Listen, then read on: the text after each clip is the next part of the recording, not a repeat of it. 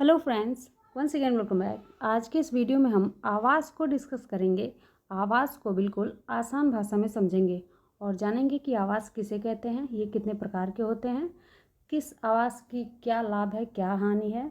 ठीक है, और इसमें जितने भी पॉइंट बन सकते हैं हम उन सारे पॉइंट्स को इस वीडियो में डिस्कस करेंगे। ये किसके लिए है? तो BA 4th सेमेस्टर में जो भी स्टूडेंट है और जिनका सब्जेक्ट होम साइंस है, तो होम साइंस जिनका भी सब्जेक्ट है उन लोगों का जो 4th सेमेस्टर में है वो उनका पेपर कोड है HSC 203 और पेपर का नाम है आवास और प्रसार शिक्षा। ठीक है, आवास और प्रसार शिक्षा यानी कि house and extension education. House and extension education, ये आप लोगों का पेपर है, पेपर का नाम है और ये आपका पेपर कोड है। ठीक है, तो इसमें हम लोग सबसे पहले आवाज़ को जानेंगे इस वीडियो में।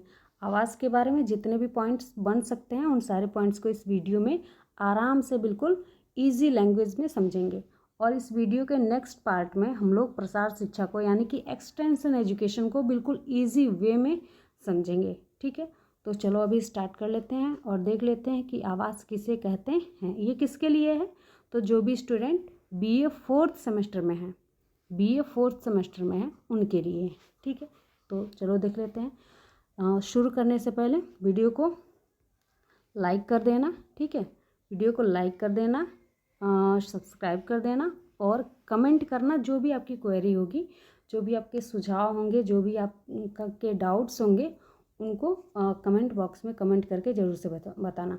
और जो भी स्टूडेंट हैं जो होम साइंस से प्रिपरेशन कर रहे हैं, आप उनको ये सेशन शेयर कर सकते हो ताकि उनको भी एग्ज़ाम से पहले ये मटेरियल मिल जाए। ठीक है, बहुत सारी चीज़ें हैं जो आपके बुक में या जो भी आपके पास है वो अवेलेबल उसमें नहीं है, तो इसलिए ये वीडियो आप लोगों के लिए या उन सारे बच्चों के लिए बहुत ज़्यादा हेल्पफुल होगा। ठीक है, तो चलो स्टार्ट कर लेते हैं। कुछ क्वेश्चंस को पहले देख लेते हैं। कुछ क्वेश्चंस को देखेंगे, फिर क्वेश्चन देखेंगे तो चीज़ें समझ में आएंगी।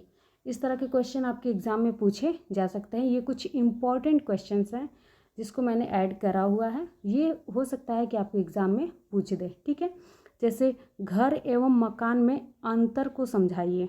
ठीक है, घर एवं मकान में अंतर को समझाइए। देखो सेमेस्टर में जो भी क्वेश्चन आते हैं वो किसी एक पार्ट से आते हैं, यानी कि क्वेश्चन के जो आपका कॉन्सेप्ट होता है उसके किसी एक क्षेत्र से आते हैं, एक पार्ट से आते हैं। आपको कंप्लीट कवर नहीं करना रहता है। ठीक है, तो हो सकता है आपको घर एवं मकान में अंतर पूछ दे या मकान की विशेषताएं पूछ दे। ठीक है, तो इस तरह से क्वेश्चन आपके एग्ज़ाम में पूछ सकता है। अगला क्वेश्चन है किराए के मकान की हानियों पर प्रकाश डालिए। या हो सकता है पूछ दे किराए के मकान की विशेषताओं पर प्रकाश डालिए या किराए के मकान के क्या लाभ होते हैं।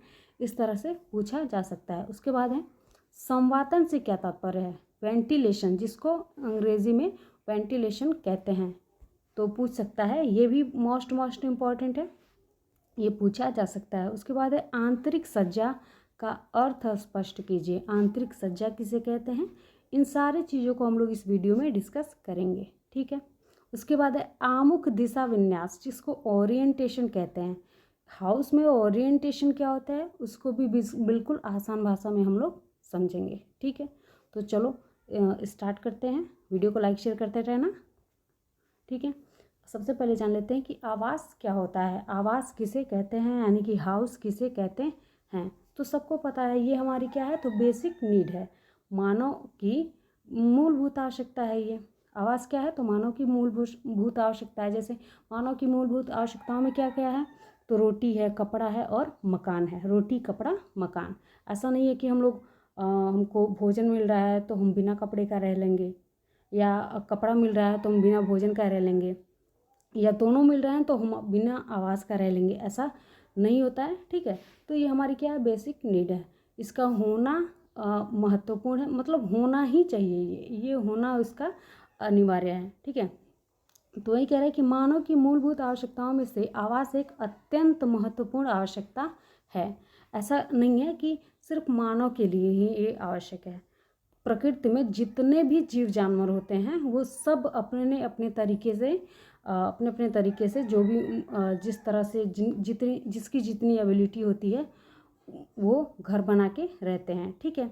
और वर्षा, धूप, आंधी, तूफान, ठंड, ओले, भयावह जंगली जानवर, शत्रु आदि से स्वयं की सुरक्षा करते हैं। हर इंसान हो, मानव हो या कोई जानवर हो, वो अपने घर में अपने आप को सुरक्षित पाते हैं। तो इसलिए घर का होना यानी कि आवास का होना अत्यंत महत्वपूर्ण है, अनिवार्य है, होना ही चाहिए, ठीक है। ये हमारी अत्यंत महत्वपूर्ण आवश्यकता है, इसके बिना हम नहीं रह सकते, एक तरह से कहा जा सकता है, ठीक है। उसके बाद है आवास का क्या अर्थ होता है, ठीक है। तो आवास को अंग्रेजी में हाउस कहते हैं। क्या कहते हैं? आवास को अंग्रेजी में हाउस कहते हैं।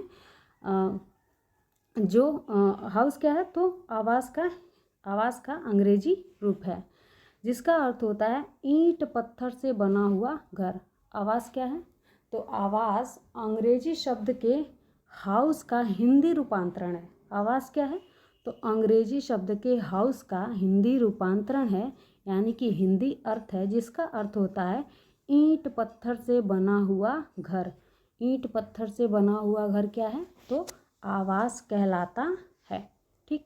अर्थात आवास का एक निश्चित स्वरूप यानी कि संरचना, दीवारें, फर्श, दरवाज़ा, खिड़कियां आदि होते हैं तथा उसमें व्यक्ति अपने परिवार सहित निवास करता है, ठीक है। परिवार का क्या होता है? तो एक निश्चित स्वरूप होता है, एक निश्चित स्वरूप या संरचना होता है जिसमें दीवारें होती हैं, फर्श होता है, दरवाज़ा होता है, खिड़कियां होती हैं, ये सारे साधन उसमें होते हैं तथा उसमें व्यक्ति अपने परिवार सहित निवास करता है एवं अपना तथा अपने परिवार का सर्वांगीण विकास करता है। वही क्या कहलाता है? तो आवास कहलाता है, जिसमें व्यक्ति सर्वांगीण विकास करता है, जिसमें व्यक्ति अपने परिवार सहित निवास करता है, जिसमें क्या होता है? तो एक प्रॉपर संरचना होती है, प्रॉपर स्ट्रक्चर होता है, जिसमें दीवारें, फर्श, दरवाज़ा आदि होते हैं, वो क्या कहलाता है? तो वही आवास कहलाता है, ठीक है। इस तरह से आप लोगों को आवास का अर्थ क्लियर हो गया होगा कि आवास किसे कहते हैं। तो आवास हाउस शब्द का हिंदी रूपांतरण है। अंग्रेजी के हाउस शब्द का क्या है? तो हिंदी रूपांतरण है, जिसका अर्थ होता है ईंट पत्थर से बना हुआ घर। ईंट पत्थर से बना हुआ घर, ठीक है। तो ये हो गया आपका आवास का अर्थ। आगे देख लेते हैं कि ऑक्सफोर्ड यूनिवर्सिटी ने आवास को किस तरह से परिभाषित किया है। तो ऑक्सफोर्ड यूनिवर्सिटी का कहना है कि वह भवन संरचना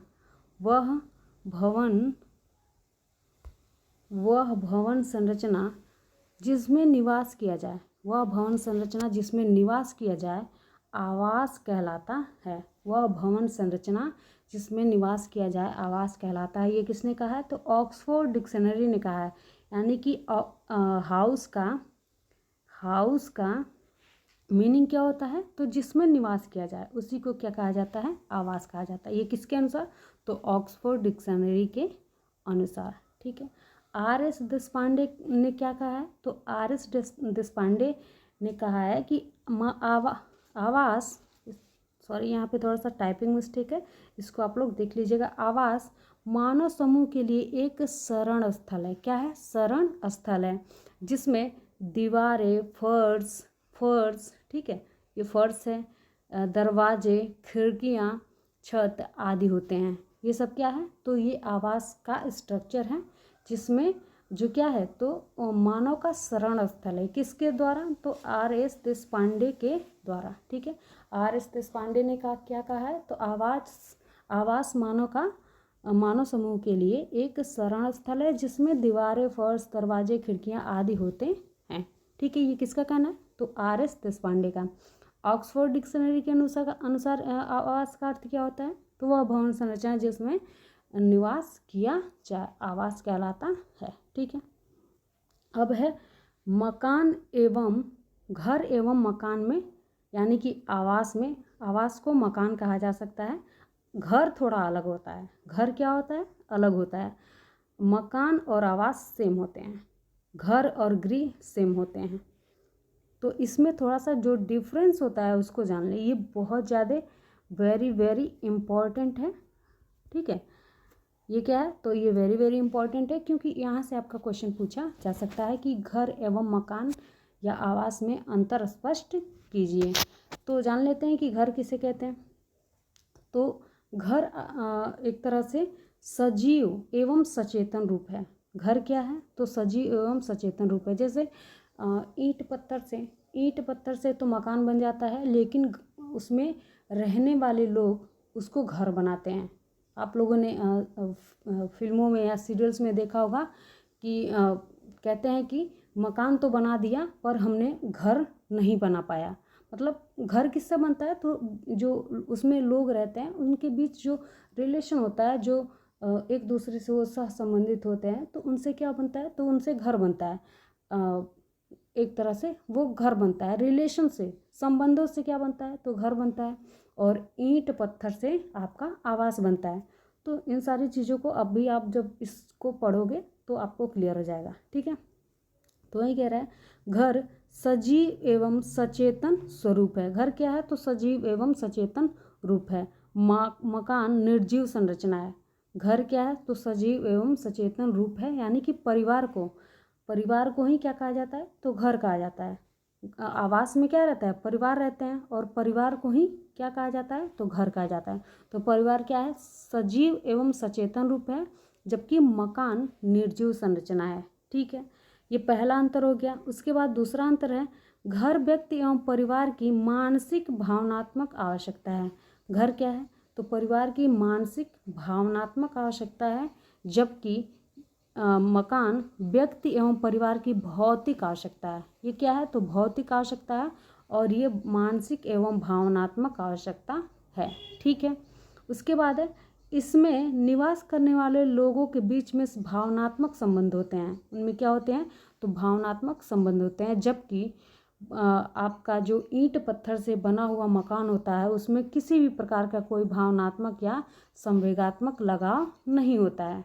ठीक है, उसके बाद है, इसमें सामान्यतः घर विवाह से बनता है। सामान्यतः घर विवाह से बनता है, और एक तरह से देखा जाए, ठीक है, तो ईंट कह रहा है कि,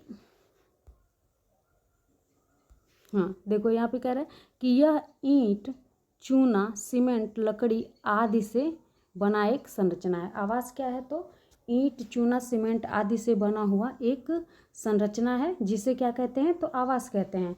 जबकि घर क्या है, तो घर सामान्यतः विवाह से बनता है। किससे बनता है, तो विवाह से बनता है। ईंट पत्थर चूना से नहीं बनता। ईंट पत्थर चूना सीमेंट लकड़ी बालू से हम क्या बनाते हैं, तो आवास बनाते हैं, और उसमें रहने वाले लोग उसको घर बनाते हैं। ठीक है, एक कहावत भी है कि house is made by hand, house is made by hand, यानी कि घर हाथ से बनता है, जबकि घर हाथ से बनता है, जबकि home is made by heart, यानी कि घर हाथ से बनता है। घर किससे बनता है, तो हाथ से बनता है, और घर और होम होता है, आवास कह रहा है कि आवास किससे बनता है, तो हाथ से बनता है। House is made by hand, यानी कि घर, आवास आपका हाथ से बनता है, और घर आपका हर्ट से बनता है, यानी कि दिल से बनता है। ठीक है, इस तरह से आप लोग को समझ में आ गया होगा कि आवास और मकान में क्या बेसिक, मकान और घर में क्या बेसिक अंतर होते हैं। ठीक है,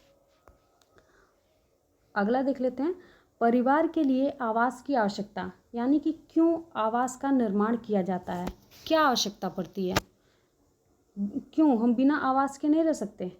तो कौन कौन सी आवश्यकताएं हैं, कौन कौन से हमारे बेसिक नीड्स हैं जिनके वजह से हमें आवास का निर्माण करना पड़ता है। तो वही कह रहे हैं कि आवास मनुष्य की मूलभूत आवश्यकता है। ये मैंने बहुत पहले ही बता दिया था कि ये हमारी बेसिक नीड है।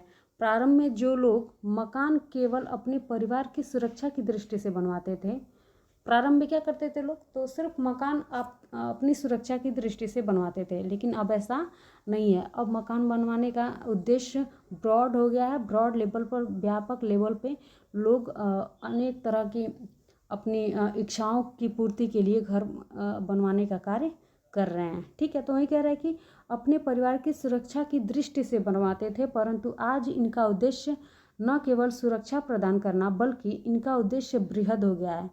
इन सभी का संक्षिप्त विवरण हम निम्नलिखित तरीके से देख सकते हैं। ठीक है, तो कह रहे हैं कि सुरक्षा के लिए घर क्यों बनवाते हैं, क्यों आवश्यक है, तो सुरक्षा की दृष्टि से आवश्यक है।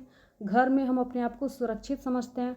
धूल धक्कड़, मिट्टी, आंधी तूफान, चोर डकैत, जंगली जानवर से हम अपने आप को घर में सुरक्षित महसूस करते हैं। उसके बाद है अस्थायित्व। अस्थायित्व और अस्थायित्व यहाँ पे दे दिया है, आप लोग इसको कट कर देना। हाँ, अस्थायित्व प्रदान करता है, यानी कि हमें इधर उधर भटकने की आवश्यकता नहीं होती है अगर हमारा मकान है तो। ठीक है, तो घर हमें अस्थायित्व प्रदान करता है। क्रियाशीलता, यानी कि हम अपने घर में क्रियाशील रहते हैं, किसी भी काम को किसी भी टाइम करने की आज़ादी रहती है। ठीक है, उसके बाद है सामाजिक प्रतिष्ठा। अगर घर अपना है तो वो सामाजिक मान प्रतिष्ठा भी हमें दिलाने का कार्य करता है। उसके बाद है अभिव्यक्ति, यानी कि हम किसी भी चीज़ को अपनी जो भी कलाएं होती हैं, हमारी जो भी इच्छाएं होती हैं, हम उसको अपने घर में अभिव्यक्त कर पाते हैं, एक्सप्रेस कर पाते हैं। हम दूसरों के घर में ये सब नहीं कर पाते हैं, नहीं अभिव्यक्त कर पाते हैं अपने कलाओं का, हमारी कलाओं की अभिव्यक्ति नहीं हो पाती है। लेकिन जब हम अपने घर में आते हैं तो हम अपने आप को पूरी तरह से कंफर्टेबल समझते हैं और अपने जो भी इच्छाएं होती हैं, जो भी हमारी आवश्यकताएं होती हैं, जो भी हमारे गुण होते हैं, जो भी हमारी कला होती है, हम उसको क्या कर पाते हैं, जो भी हमारी भावनाएं होती हैं, हम उसको एक्सप्रेस कर पाते हैं आसानी से या कंफर्टेबल जोन में। एक तरह से कह सकते हो कि घर हमारा क्या है, तो कंफर्टेबल जोन है जिसमें हम लोग अपनी सारी जो भी हमारी भावनाएं होती हैं उनको एक्सप्रेस कर पाते हैं, अभिव्यक्त कर पाते हैं। ठीक है, उसके बाद है सामाजिक गुणों का विकास। सामाजिक गुणों का विकास, घर आवास से ही सामाजिक गुणों का विकास प्रारंभ होता है। उसके बाद है मनोरंजन। घर क्या है, तो मनोरंजन का भी एक बहुत अच्छा साधन है। उसके बाद है विश्राम, मोस्ट इम्पॉर्टेंट। ये सारे इम्पोर्टेंट पॉइंट हैं जो आपकी आवास की आवश्यकता को दर्शाते हैं। उसके बाद है विश्राम, उसके बाद है सांस्कृतिक सुरक्षा। ठीक है, ये सारी आपके आवास के आवश्यकता को दर्शाते हैं कि हमें आवास की आवश्यकता क्यों होती है। ठीक, उसके बाद है उद्देश्य। गृह निर्माण के उद्देश्य, क्या उद्देश्य हैं, क्यों हम गृह निर्माण करते हैं, घर क्यों बनाते हैं, तो कह रहे हैं कि प्रत्येक व्यक्ति एक सुंदर, सुसज्जित, भव्य एवं आधुनिक सुख सुविधाओं से युक्त मकान में रहने की इच्छा रखता है। अतः गृह निर्माण के उद्देश्यों को निम्नलिखित बिंदुओं के माध्यम से समझा जा सकता है। ठीक है, आप लोग यहाँ से आसानी से बिल्कुल इजी वे में नोट्स भी बना सकते हो, बिल्कुल आसान तरीके से नोट्स बना सकते हैं और इसको अच्छे से याद कर सकते हैं। अभी आपके पास टाइम है। ठीक है, उसके बाद है और जहाँ से जैसे क्वेश्चन बनने वाले होंगे मैं उन सारी चीज़ों को आपको इस वीडियो में बता दूंगी। ठीक, और वीडियो को लाइक शेयर भी करते रहना। अगर आपने वीडियो को लाइक नहीं किया है, शेयर नहीं किया है और चैनल को सब्सक्राइब नहीं किया है तो ज़रूर से कर लें। ठीक है, उसके बाद है इसमें देख लेते हैं कि इसका क्या उद्देश्य है, गृह निर्माण का क्या उद्देश्य है। तो आवास में, यहाँ पे भी थोड़ा सा मिस्टेक हो गया है, आवास में सुरक्षा मिलती है। आवास में क्या मिलती है, तो सुरक्षा मिलती है। हमें धूप, धूल, धक्कड़, आंधी तूफान, बारिश, इन सब से आवास में हमें क्या मिलती है, तो सुरक्षा मिलती है। उसके बाद है तो सुरक्षा की दृष्टि से भी हम मकान बनवाते हैं। और उसके बाद है आवास में सामाजिक, मानसिक, शारीरिक, भावनात्मक आदि का, यानी कि आवास में मानव का या किसी भी कह सकते हैं कि जीव का सर्वांगीण विकास होता है। क्या होता है, सर्वांगीण विकास होता है। मेनली हमको मानव के बारे में ही जानना है, तो आवास में मानव का सर्वांगीण विकास होता है। अस्थायित्व प्रदान करने के लिए भी हम अस्थायित्व प्रदान करने के लिए भी के उद्देश्य से भी हम गृह का निर्माण करते हैं। उसके बाद है चोरी डकैती से बचने के लिए, मानसिक संतुष्टि के लिए, आवास का निर्माण किया जाता है। ठीक, अब देख लेते हैं मकान निर्माण की योजना किस तरह से हम प्लानिंग हमें करनी चाहिए, उन सारी चीज़ों को अब इस पॉइंट में डिस्कस करा जाएगा। कह रहे हैं कि घर मनुष्य की मूलभूत आवश्यकता है। घर क्या है? तो मनुष्य की मूलभूत आवश्यकता है। मैंने बार बार इसको रिपीट करा हुआ है क्योंकि ये मूलभूत आवश्यकता पूछा जा सकता है आपके एंड टर्म एग्जामिनेशन में। जो आपके ऑब्जेक्टिव टाइप क्वेश्चन आते हैं उसमें पूछा जा सकता है कि घर क्या है? मूलभूत आवश्यकता है। घर क्या है? तो मूलभूत आवश्यकता है, मूलभूत भौतिक आवश्यकता है। क्या है? मूलभूत भौतिक आवश्यकता है, जिसको हम देख सकते हैं। देखो, आपका जो घर होता है और आवास होता है। आवास क्या है? तो भौतिक आवश्यकता है जिसको हम आसानी से देख सकते हैं। और घर क्या है? अभौतिक आवश्यकता है जिसको हम देख नहीं सकते लेकिन हम महसूस कर सकते हैं। ठीक है, ये बीच के जो आवास में रहने वाले लोग होते हैं उनके बीच के संबंध से क्या बनता है? तो घर बनता है, और ये ईंट पत्थर से बनता है। ये सारी चीज़ें आप लोगों को क्लियर भी हो गई होंगी। ठीक है, तो कह रहा है कि घर मनुष्य की मूलभूत भौतिक आवश्यकता है।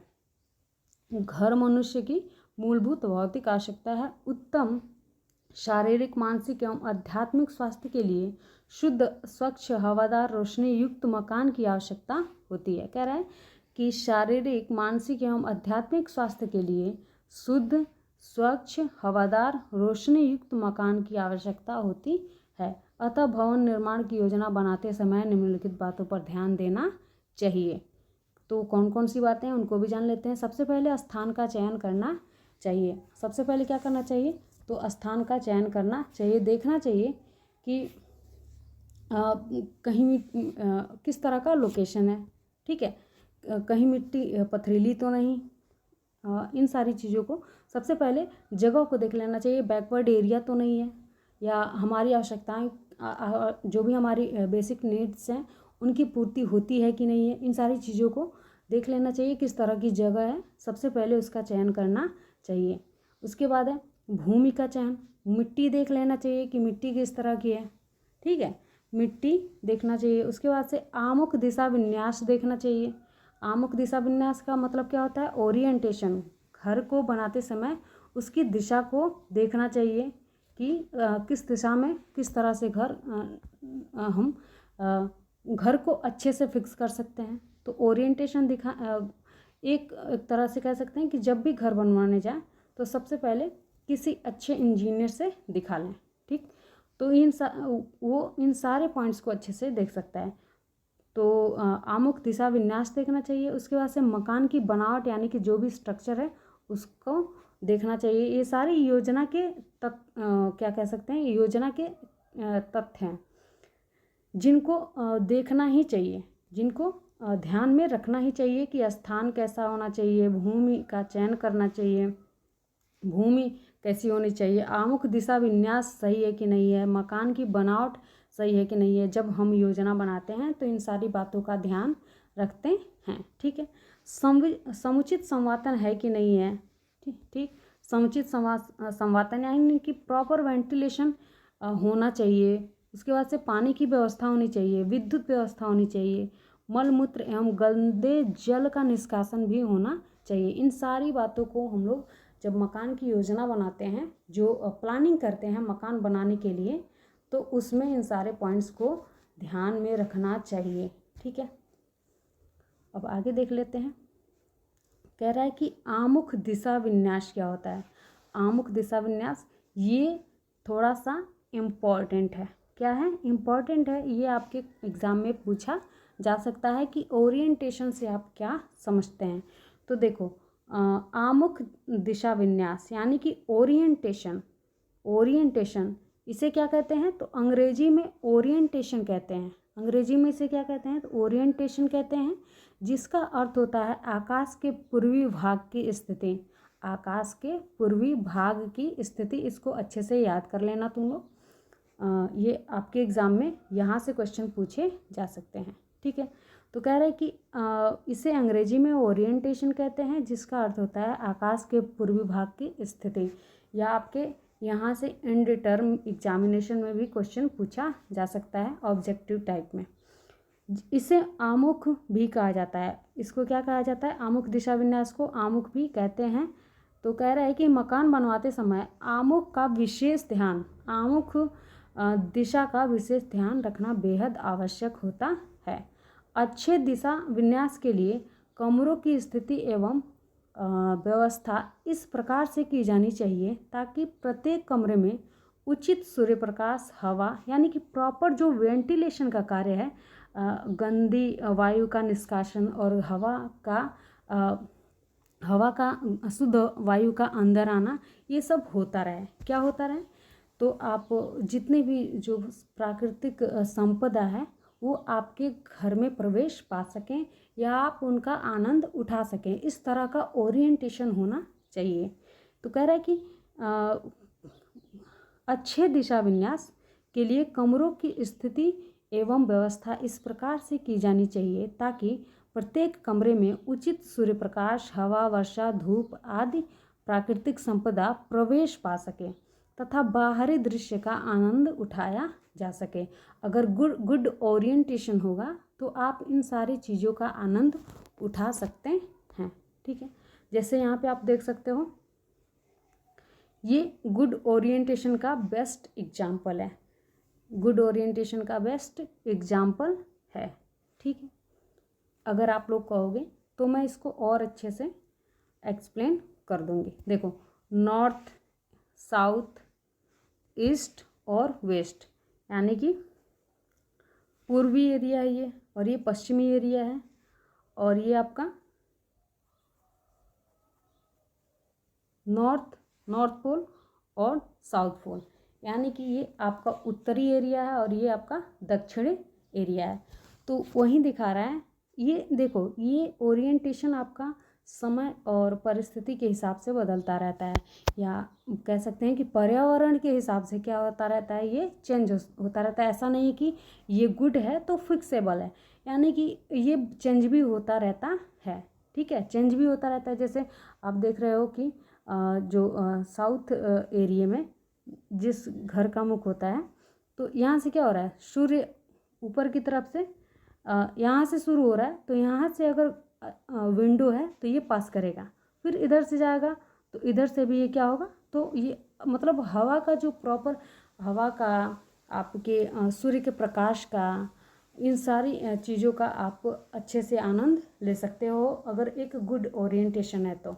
देखो, ये जगह जगह पे चेंज होता रहता है, ऐसा नहीं है कि ये फिक्सेबल है। ठीक है, तो ऐसा नहीं है कि ये फिक्स है, बिल्कुल यही एक सही है सबके लिए, नहीं, ये पर्यावरण के हिसाब से चेंज होता रहता है। अभी हम उसको भी देखेंगे। ठीक है, एक तरह से हमने इसको समझाने के लिए यहाँ पे ऐड करा हुआ है। कह रहा है कि R.S. देशपांडे के अनुसार, यानी कि R.S. देशपांडे ने आमुख के संबंध में कुछ अपने विचार को व्यक्त किए हैं, जिनको हम लोग देखेंगे। उनका कहना है कि उचित आमुख से आशय एक भवन के नक्शे को इस प्रकार निर्धारित करना, यानी कि इस तरह से सेट करना अथवा मुख प्रदान करने से है जिसके द्वारा उसमें वास करने वाले लोगों को प्राकृतिक संपदा में क्या, तो सूर्य, हवा, वर्षा, जो कुछ उनके लिए अच्छा है उनका आनंद उठा सके तथा जो अहितकर है उसे हटा सके, यानी कि प्रॉपर जो वेंटिलेशन का कार्य है वो अच्छे से होता रहे। जिसमें गुड ओरिएंटेशन होता है उसमें प्रॉपर वेंटिलेशन का कार्य होता रहता है, यानी कि हवा, शुद्ध वायु पास अंदर आती है और अशुद्ध वायु अच्छे से पास हो जाती है, पास आउट हो जाती है। ठीक है, ये गुड ओरिएंटेशन का एग्जाम्पल है। कह रहा है कि प्रत्येक जगह पर भवन के आमुख की स्थिति एक जैसी नहीं होती। अभी मैंने बताया कि प्रत्येक जगह पे आमुख की स्थिति एक जैसी नहीं होती है। जिस तरह से वहाँ का जलवायु होता है, जिस तरह से वहाँ का पर्यावरणीय स्थल होता है, उस तरह से वहाँ का आमुख ओरिएंटेशन बदलता रहता है। कह रहा है कि एक जैसी नहीं होती, बल्कि विभिन्न जलवायु एवं भौगोलिक परिस्थितियों में भिन्नता के कारण इनमें परिवर्तन हो जाता है। जैसे ठंडे प्रदेशों में दक्षिणी मुखी मकान अधिक उपयुक्त होता है। दक्षिणी मुखी यानी कि दक्षिण दिशा में मकान का जो गेट होता है, मुख होता है, वो ज़्यादा उपयुक्त होते हैं। और क्योंकि ऐसे आमुख में से दिन भर अधिक सूर्य प्रकाश, धूप एवं गर्मी मिलते हैं। परंतु गर्म प्रदेशों के लिए, ये किन प्रदेशों के लिए है, तो जो ठंडे प्रदेश के लोग हैं उनके लिए दक्षिणी मुखी क्या होता है, तो ओरिएंटेशन सही होता है। दक्षिणी मुखी ओरिएंटेशन यानी कि दक्षिण मुख का जो ओरिएंटेशन होता है, जो मैंने आपको दिखाया है, ठीक है, तो उसी को ले लो, उसी को थोड़ा सा रिवर्स कर दो। तो वही कह रहा है कि ठंडे प्रदेशों में जो लोग होते हैं, जो लोग निवास करते हैं, उन लोगों के लिए दक्षिणी मुखी जो ओरिएंटेशन होता है वो क्या होता है, तो उपयुक्त माना जाता है। क्योंकि ऐसे आमुख से दिन भर क्या होता है, तो अधिक सूर्य प्रकाश, धूप एवं गर्मी मिलते हैं। वहीं पे देखो गर्म प्रदेश के जो लोग होते हैं उनके लिए उत्तरमुखी मकान सही होता है। उत्तरमुखी मकान यानी कि उत्तर दिशा के मकान सही होते हैं। उत्तर दिशा का मतलब जिसका मुख यानी कि गेट, घर का गेट, मकान का गेट उत्तरमुखी होना चाहिए। वो क्या होते हैं, तो जो गर्म प्रदेश के लोग होते हैं उनके लिए ज़्यादा उपयुक्त होते हैं, क्योंकि इस दिशा में सूर्य की रोशनी एवं धूप कम पहुंचता है। फलतः मकान ठंडक पहुंचाने वाले होते हैं।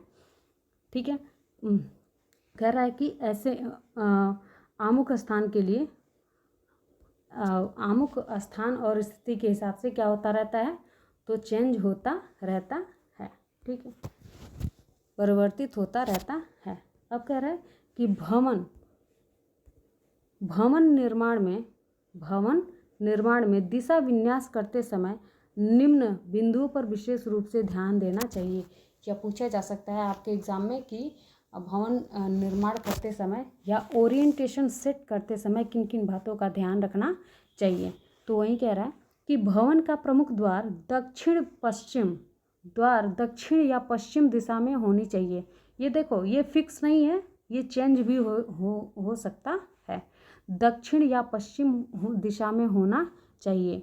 भूमि जिस ओर ढलुआ हो, भूमि जिस ओर ढलुआ का मतलब जहाँ ढलाव हो, क्या हो, तो ढलाव हो, वहाँ पे कह रहा है कि भूमि जिस ओर ढलुआ हो या ढलाव हो, उस दिशा में मकान का प्रमुख द्वार होना चाहिए।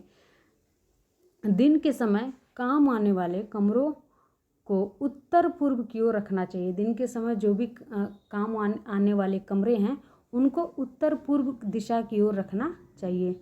शयन कक्ष की बात करें तो शयन कक्ष को हवा बहने की दिशा में रखना चाहिए, ताकि प्रॉपर वेंटिलेशन का कार्य होता रहे, वायु पास आउट होती रहे।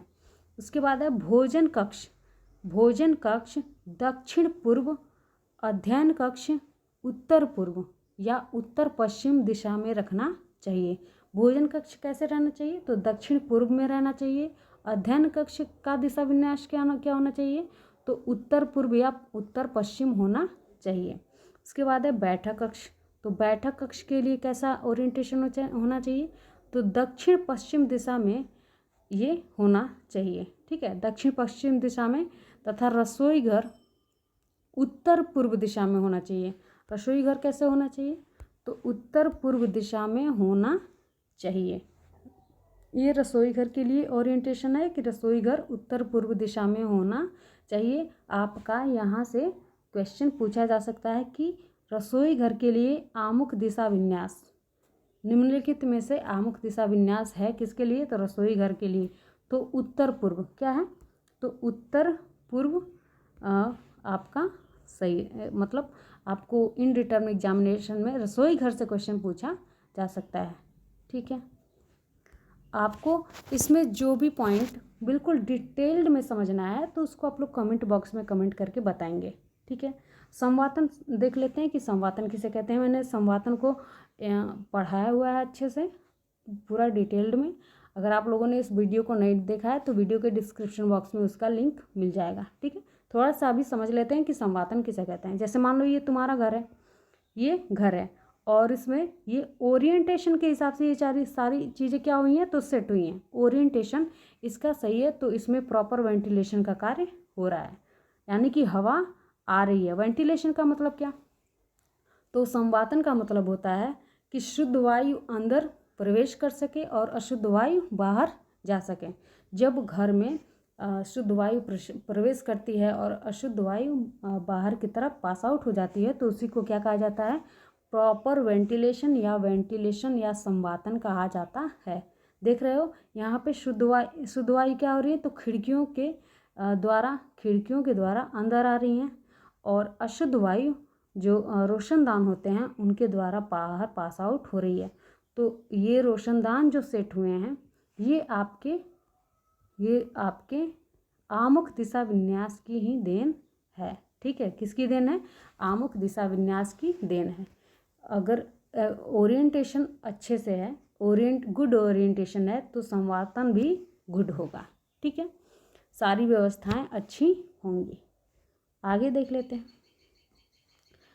गृह निर्माण योजना के सिद्धांत। क्या कॉन्सेप्ट है, किस कॉन्सेप्ट पे गृह निर्माण योजना की जाती है। योजना जो है, प्लानिंग जो है वो किस कॉन्सेप्ट पे किया जाता है। तो कह रहा है कि एक आदर्श मकान की योजना बनाते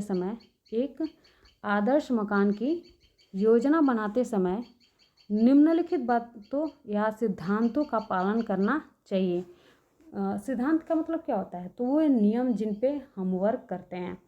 तो वही कह रहा है कि एक आदर्श मकान की योजना बनाते समय निम्नलिखित बातों या सिद्धांतों का पालन करना चाहिए या नियमों का पालन करना चाहिए। सबसे पहले लागत, यानी कि जो आर्थिक हमारी स्थिति है, जो भी पैसा है, जो भी हमारी पूंजी है वो कितनी होनी चाहिए। तो सबसे पहले लागत पे ध्यान देना चाहिए। ठीक है, कह रहा है कि भवन निर्माण करवाते समय सबको पता है कि घर बनवाने में कितना पैसा लगता है।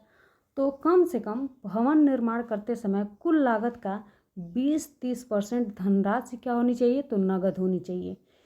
ये आपका कॉन्सेप्ट है, इतना रहना ही चाहिए। ठीक है, कह रहा है कि भवन निर्माण करवाते समय कुल लागत, जो भी कुल पूंजी है, जितना उसमें लगेगा उसका 20-30% तो धनराशि आपके पास होनी ही चाहिए।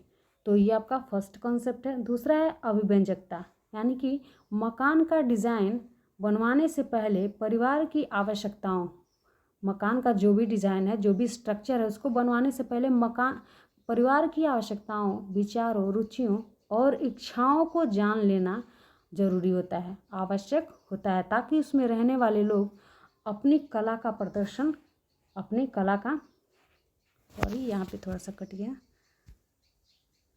अपने कला का प्रदर्शन कर सकें। ठीक है, अभिव्यक्त कर सकें, जो भी उनकी भावनाएं हैं उनको एक्सप्रेस कर सकें। इस तरह से सारी चीज़ें सेट होनी चाहिए, इस तरह से मकान का डिजाइन होना चाहिए, इस तरह से स्ट्रक्चर होना चाहिए। यानी कि प्राइवेसी की ज़रूरत है तो प्राइवेसी भी उसमें होनी चाहिए। ठीक है, तो वही कह रहा है कि उनकी इच्छाओं को जान लेना ज़रूरी होता है, उनकी आवश्यकताओं को जान लेना ज़रूरी होता है, उनके विचार और रुचियों को जान लेना, यानी कि परिवार के विचार, आवश्यकताओं एवं रुचियों को जान लेना ज़रूरी होता है डिज़ाइन, घर का स्ट्रक्चर बनवाने से पहले, ताकि उसमें जो भी रहने वाले लोग हैं वो अपनी कला का प्रदर्शन, जो भी उनकी भावनाएं हैं, जो भी उनके अंदर कला है, उसको एक्सप्रेस करने का मौका मिले। ठीक है, और सबको पता है कि हम लोग अपने कला का प्रदर्शन अपने घर में ही करते हैं, दूसरे के घर में या दूसरी जगहों पे हम उतने कंफर्टेबल अपने आप को नहीं पाते। तो किसी भी अपनी जो भी हमारी भावनाएं होती हैं हम अपने घर में ही एक्सप्रेस कर पाते हैं, दूसरे जगहों पे एक्सप्रेस नहीं कर पाते, हम उतने कंफर्टेबल नहीं होते हैं, हम घर में ही कंफर्टेबल फील करते हैं। तो हम जो घर हैं वो इस तरह से होना चाहिए ताकि हम खुद को कंफर्टेबल समझें और अपने कलाओं को एक्सप्रेस कर सकें। ठीक है, जैसे यहाँ पे देख रहे हैं, यहाँ पे क्या घर इस तरह से होना चाहिए कि हमारी भावनाएं एक्सप्रेस होती रहें, यानी कि हम अपनी भावनाओं को अभिव्यक्त करते रहें। ठीक है, अगला है कार्यात्मकता, यानी कि फंक्शनलिज्म। कह रहा है कि घर बनवाने से पहले इसका विशेष कार्यात्मकता का ध्यान रखना चाहिए। मकान में विभिन्न क्रियाएं की जाती हैं, जैसे पहनना, वस्त्र पहनना, भोजन बनाना, भोजन परोसना, भोजन खाना, ठीक है। वस्त्रों कह रहा है कि विश्राम करना, अध्ययन करना आदि, ये सब क्या है तो कार्य हैं। किसके कार्य हैं तो घर में कुछ कार्य होते हैं वो कार्य हैं। तो कह रहे हैं कि अतः भवन निर्माण करवाते समय इन सब बातों का विशेष रूप से ध्यान रखना चाहिए कि गोपनीयता, जो प्राइवेसी हो वो भंग ना हो, गोपनीयता प्रभावित न हो, ताकि परिवार के सदस्य निर्विरोध रूप से बेरोक टोक अपना काम कर सकें। तो कार्यात्मकता, फंक्शनलिज्म जो है वो बनी रहे, ये भंग ना हो, प्राइवेसी बनी रहे, और हम कोई भी जिसको जो काम करना हो वो आसानी से बेरोक टोक के अपना काम कर सकें, इस तरह से होना चाहिए। उसके बाद है सुंदरता, यानी कि घर सुंदर होना चाहिए, स्ट्रक्चर उसका क्या होना चाहिए, सुंदर होना चाहिए। उसके बाद है गोपनीयता, यानी कि प्राइवेसी बनी रहे। उसके बाद से परिवर्तनशीलता, यानी कि हमको वो लचीला होना चाहिए, वो परिवर्तनशील होना चाहिए। और बृहदता, यानी कि व्यापक भी होना चाहिए। ये सब आपके क्या हैं तो कॉन्सेप्ट हैं जिस पे आप लोग घर का निर्माण करते हो, ठीक है। तो कॉन्सेप्ट ध्यान में रहने चाहिए। यहाँ से भी कॉन्सेप्ट से भी क्वेश्चन पूछा जा सकता है। अगर आपके मिड टर्म में नहीं पूछा गया तो एंड टर्म में ज़रूर से पूछ लिया जाएगा कि इन सारे कॉन्सेप्ट के बारे में, ठीक। आगे देख लेते हैं कमरों का समूहीकरण, ठीक है। कमरों का समूहीकरण, फर्नीचर व्यवस्था, आने जाने का रास्ता, भवन का बाह्य स्वरूप, ये सारे आपके भवन निर्माण के कॉन्सेप्ट है जिनको ध्यान में रखना चाहिए, ठीक है। अगला क्वेश्चन, टॉपिक है, देख लेते हैं। कह रहा है कि गृह निर्माण को प्रभावित करने वाले कारक, गृह निर्माण को प्रभावित करने वाले कारक कौन कौन से हैं तो परिवार की आर्थिक स्थिति है, परिवार की आर्थिक स्थिति है। उसके बाद है परिवार के सदस्यों की संख्या, परिवार का प्रकार, परिवार की आवश्यकता, पारिवारिक जीवन चक्र, ठीक है। ये सब क्या करते हैं तो गृह निर्माण को प्रभावित करते हैं, गृह निर्माण को प्रभावित करने का कार्य करते हैं। देखो परिवार की आर्थिक स्थिति जैसी होगी उस तरह से हम लोग उस हिसाब से हमें क्या करना चाहिए तो घर का आवास का निर्माण करवाना चाहिए। परिवार के सदस्यों की संख्या भी क्या करती है तो गृह निर्माण को प्रभावित करती है। अगर अधिक संख्या वाले परिवार है, अधिक अगर एकांकी परिवार है तो थोड़ा अच्छा कंफर्टेबल घर बनेगा। अगर संयुक्त परिवार है तो थोड़ा सा एक तरह से घर बनेगा लेकिन उनके हिसाब से थोड़ा सा अनकंफर्टेबल कह सकते हैं। कभी भी संयुक्त परिवार कंफर्टेबल नहीं होता है, ठीक है। उसके बाद है परिवार का प्रकार, परिवार किस तरह का है, संयुक्त है कि एकांकी है। उसके बाद है पारिवारिक आवश्यकता, जो भी उनकी आवश्यकताएं होती हैं उसके हिसाब से भी उनकी जो आवश्यकताएं होती हैं वो भी क्या करती हैं आपके गृह निर्माण को प्रभावित करती हैं। और पारिवारिक जीवन चक्र ये भी क्या करता है, ये भी आपके गृह निर्माण को प्रभावित करता है, ठीक है। पारिवारिक जीवन चक्र के बारे में अगर पढ़ना होगा आप लोगों को, ये भी थोड़ा सा इम्पोर्टेंट टॉपिक है पारिवारिक जीवन चक्र, तो इसको मैं डिटेल में पढ़ा दूंगी अगर आप लोग कमेंट करके बताओगे तब, ठीक है। आगे देख लेते हैं। कह रहा है कि भवन निर्माण सामग्री, ये सबको पता है कि भवन निर्माण सामग्री कौन कौन से हैं। तो भवन निर्माण सामग्री से तात्पर्य क्या है तो वे सभी सामान जिनका उपयोग भवन निर्माण में किया जाता है, जैसे ईंट, चूना, पत्थर, सीमेंट, बालू, लकड़ी, लोहा, स्टील, संगमरमर, ग्रेनाइट, जो भी पेंट वगैरह होते हैं वो सारी चीज़ें, ये सब क्या है तो भवन निर्माण की सामग्री हैं। और उसके बाद है मकान प्राप्ति के साधन, मकान प्राप्ति के साधन। तो मकान प्राप्ति के साधन कौन कौन से हैं तो मकान हमें 3 साधनों से प्राप्त होता है। मकान हमें कैसे कैसे प्राप्त होता है तो 3 साधनों से प्राप्त होता है। पहला है निजी मकान, निजी निर्मित मकान या स्वनिर्मित मकान, निजी निर्मित मकान या स्वनिर्मित मकान। इसके बाद है किराए पर उपलब्ध मकान और बना बनाया खरीदा हुआ मकान। ये 3 तरह से हमारा मकान क्या होता है तो प्राप्त होता है, ठीक है। अब देख लेते हैं कि निजी मकान किसे कहते हैं, निजी मकान क्या होता है या स्वनिर्मित मकान क्या होता है या सेल्फ बिल्ड हाउस किसे कहते हैं। तो सबको पता है कि जो स्वयं के द्वारा बनाया जाता है, जो हम स्वयं घर बनवाते हैं, उसी को निजी निर्मित मकान कहते हैं। कह रहा है कि निजी निर्मित मकान से आशय स्वयं द्वारा बनाया हुआ मकान। जो व्यक्ति स्वयं बनवाता है, जो मकान स्वयं बनवाता है, उसी को निजी निर्मित मकान कहते हैं। जो मकान प्राप्ति का सर्वश्रेष्ठ साधन है। क्या है? तो सर्वश्रेष्ठ और एक आदर्श साधन है। हम अपने हमारी जो भी आवश्यकताएं होती है, जो भी इच्छाएं होती है, जिस तरह से हमको चाहिए हम उस तरह से मकान बनवा लेते हैं, और ये एक आदर्श साधन है, सर्वश्रेष्ठ साधन है। ऐसे मकान से एक विशेष प्रकार की आत्मसंतुष्टि होती है। क्या होती है? आत्मसंतुष्टि होती है, तृप्ति होती है, अलौकिक सुख व आनंद की अनुभूति होती है। ठीक है, ये हमें आप किराए के मकान में नहीं मिल सकता। आत्मसंतुष्टि मिल सकती है, तृप्ति मिल सकती है, नहीं।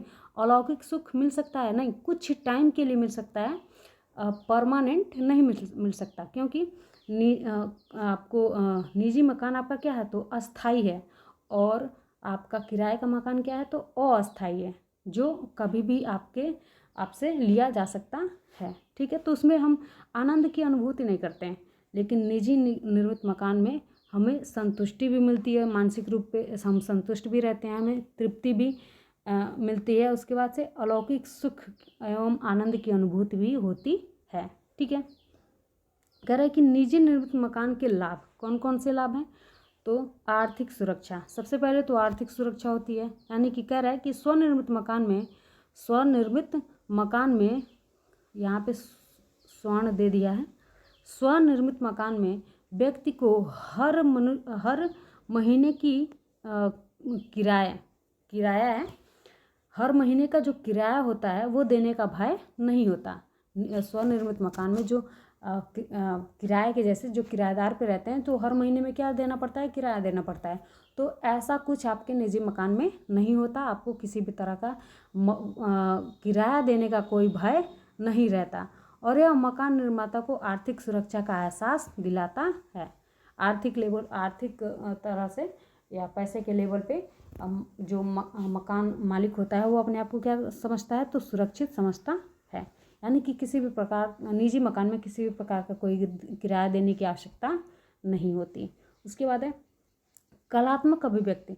प्रत्येक व्यक्ति में कलात्मक भावना रहती है, वह अपने निजी मकान में ही अभिव्यक्त यानी कि एक्सप्रेस कर सकता है। हम अपने घर में, अपने निजी मकान में ही कंफर्टेबल समझते हैं, और जो भी हमारी जो भी हमारी क्षमताएं होती हैं, जो भी हमारी भावनाएं होती हैं, जो भी हमें कलाएं होती हैं, वो हम अपने घर में ही अभिव्यक्त कर पाते हैं, क्योंकि हम अपने घर में ही अपने आप को कंफर्टेबल समझते हैं। तो उसको एक्सप्रेस हम अपने घर में ही कर पाते हैं। ऐसा नहीं कि हम किराए के मकान में अपने टैलेंट को जाके दिखाएंगे या अपनी भावनाओं को क्या करेंगे? एक्सप्रेस करेंगे, नहीं, क्योंकि हम उसमें अपने आप को कंफर्टेबल नहीं समझते। इसके बाद है सामाजिक प्रतिष्ठा। हाँ, निजी मकान व्यक्ति को समाज में प्रतिष्ठा दिलाने में अहम भूमिका निभाता है। ठीक है, सभी सामाजिक प्राणी हैं, सबको पता है ये। ठीक है, उसके बाद है अस्थाई पड़ोसी। जो भी हमारे आसपास के पड़ोसी होते हैं वो अस्थाई होते हैं। ऐसा नहीं है कि चेंजेबल होते हैं, यानी कि किराए के मकान के जैसे चेंज होते रहते हैं, नहीं। ये क्या होते हैं? तो अस्थाई होते हैं।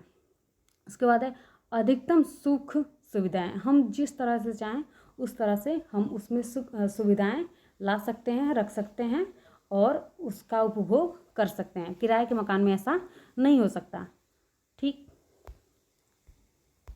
आगे है निजी मकान की हानियाँ। अब कुछ हानियाँ भी हैं जो आपके एग्ज़ाम में पूछी जा सकती हैं कि निजी मकान की लाभ हानियों पर प्रकाश डालिए। तो आप लोगों को इन सारी चीज़ों को क्या करना है? माइंड में रखना है। ठीक, इन सारी चीज़ों को 2-4 बार वीडियो को देख लोगे तो ये सारी चीज़ें आपके स्कीमा में फिक्स हो जाएंगी। आपको याद नहीं करना है, आपको चीज़ें ध्यान से बस देखनी है, आपको पढ़नी है, समझनी है, आपको रटना नहीं है। ठीक है, तो कह रहा है कि निजी मकान की कुछ हानियां हैं जिनको जान लेते हैं। कह रहा है कि रख रखाव में अतिरिक्त व्यय, मकान निर्माण में अधिक खर्च, गतिशीलता में कमी, वारिसों के झगड़े, स्थानांतरण होने पर दुखी, उत्तरदायित्व में बढ़ोतरी, और मकान के मूल्य गिर जाने पर हानि। ठीक है, ये सब क्या है? तो निजी मकान की कुछ हानियाँ हैं। देखो, हानियों में आपको सिर्फ नेगेटिव चीज़ों को डालना है। हानियों में आप क्या करोगे? तो नेगेटिव चीज़ों को डालोगे, और पॉजिटिव चीज़ों को लाभ में डालोगे। ये एक ट्रिक है जिसको आप लोग अच्छे से मतलब, और कैसे कर सकते हो, जब आपको ये सारी चीज़ें माइंड में रहेंगी तभी आप निगेटिव चीज़ों को भी ऐड कर सकते हो। तो आपको शब्द चाहिए, आपको लिखने के लिए शब्द चाहिए, तो शब्द आपको बुक से मिलेगा या और भी सारे रिसोर्सेज हैं, और यहाँ आपको वीडियो में अच्छे से पूरा कंप्लीट पढ़ाया ही जा रहा है, बताया ही जा रहा है। तो आप जब पढ़ेंगे तो आपको शब्द मिलेंगे और आप अपने माइंड से भी अपनी इन सारी चीज़ों को क्रिएट कर सकते हो। तो एक तरह से हानियों को बताना है तो आप नेगेटिव चीज़ों को इसमें ऐड करोगे, यानी कि रखरखाव में अतिरिक्त व्यय होता है, मकान निर्माण में अधिक खर्च होता है, गतिशीलता में कमी रहती है। यानी कि हम गतिशीलता का मतलब क्या, हम अपने घर को छोड़कर कहीं जाना नहीं चाहते, तो ये थोड़ी सी प्रॉब्लम होती है, या जाने में हमको थोड़ी सी परेशानी होती है। हम अपने घर को छोड़कर कहीं दूसरे जगह पे सेट होना नहीं चाहते, तो गतिशीलता में कमी होती है, वारिसों के झगड़े होते हैं, स्थानांतरण होने पर दुखी होता है, उत्तरदायित्व में बढ़ोतरी होती है। स्थानांतरण का मतलब क्या, हम मतलब एक जगह से दूसरे जाने पे दुखी हो जाते हैं, अपने घर को छोड़ के कर जाने पे थोड़े से दुखी हो जाते हैं। उसके बाद मकान के मूल्य गिर जाने पर हानि होती है। तो ये सब क्या है, तो निजी मकान की कुछ हानियाँ हैं जिनको आप लोग माइंड में रखोगे। ठीक, उसके बाद है किराए पर उपलब्ध मकान। अब किराए का मकान क्या होता है, तो ये सबको पता है कि जो किराए से चलता है, जो जब हम मकान किराए पे लेते हैं तो उसी को सिंपली किराए का मकान कहा जा रहा है। अब परिभाषित करना है तो कह रहा है कि जब कोई एक निश्चित किराए के दर पर मकान मालिक को मकान में रहने के बदले प्रति माह एक निश्चित धनराशि अदा करता है, तो उसे किराएदार और उसको किराए का मकान कहा जाता है। जिसके लिए हम क्या करते हैं, किराए के मकान के लिए क्या करते हैं, तो हम एक हर माह में यानी कि प्रति माह हम एक निश्चित दर के हिसाब से उसको किराया देते हैं। तो जब घर का किराया दिया जाता है, जिसमें हम रहते हैं उसका किराया देते हैं, तो उसी को किराए का मकान कहा जाता है। ठीक, ये आप लोग अच्छे से लिख सकते हो, ऐड कर सकते हो। शब्द चाहिए तो आपको यहाँ से मिल जाएगा। और उसके बाद है किराए के मकान के लाभ। किराए के मकान के लाभ हानियों के बारे में पूछ सकता है। ऐसा नहीं है कि सिर्फ आपको निजी मकान के बारे में ही पूछेगा, किराए के मकान के भी बारे में पूछ सकता है। ठीक है, और भी सारे पॉइंट है जहाँ से आपके क्वेश्चन बन सकते हैं। उसके बाद है कह रहा है कि किराए के मकान के लाभ कौन कौन से हैं, तो कम उत्तरदायित्व, तो ये सही बात है कि किराए के मकान में हम रहते हैं तो हमें कम उत्तरदायित्व का सामना करना पड़ता है। उसके बाद है बदलने में आसान, यानी कि ये चेंजेबल होता है, हम आसानी से इसको चेंज कर सकते हैं। देखो आपका जो निजी मकान होता है हम उसको चेंज नहीं कर सकते, लेकिन किराए के मकान को हम जब चाहें तब चेंज कर सकते हैं।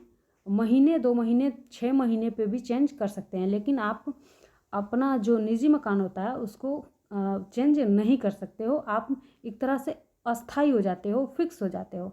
उसके बाद है पूंजी की बचत। इसमें पूंजी की बचत होती है, यानी कि निजी मकान में जितना खर्च होता है उससे तो कम ही खर्च होता है। उसके बाद है अधिक गतिशीलता, हम इसमें बहुत ज़्यादा क्रियाशील रहते हैं। ठीक, आगे है